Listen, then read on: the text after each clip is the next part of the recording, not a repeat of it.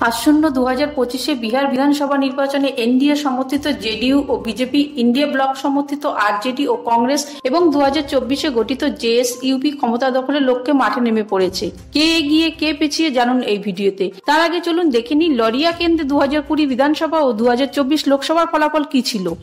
লরিয়া কেন্দ্রে 2020 সালের বিধানসভা নির্বাচনে বিজেপি প্রার্থী বিনয় বিহারী পেয়েছিলেন মোট 49.48% ভোট।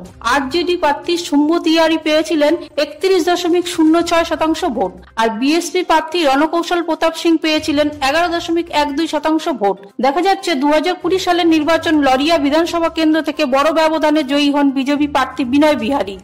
2024 সালের লোকসভা নির্বাচনে লরিয়া বিধানসভা কেন্দ্রে জেডিইউ প্রার্থী সুনীল কুমার পায় মোট 79,967টি ভোট।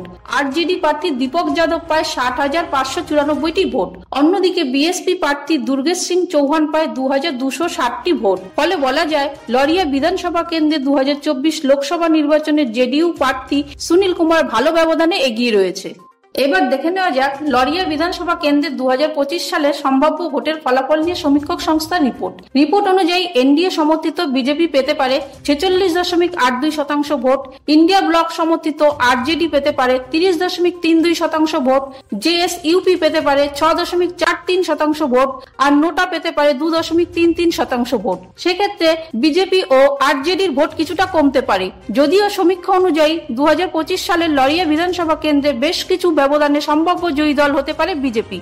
শেষে বলা যায় সমীক্ষাটি লরিয়া বিধানসভা কেন্দ্রে কিছু সংখ্যক মানুষের মতামতের উপর ভিত্তি করে তৈরি হয়েছে। তাই এর ফলাফল বাস্তবে মিলতেও পারে আবার নাও মিলতে পারে। ফলে আমাদের ফলাফল পর্যন্ত অপেক্ষা করতেই হবে। তবে জানিয়ে রাখি এই রিপোর্ট সম্পূর্ণভাবে ডিবির থেকে পাওয়া। বাংলায় রিপোর্ট ইউটিউব চ্যানেল নিজস্ব কোনো মতামত এতে প্রকাশ করেনি।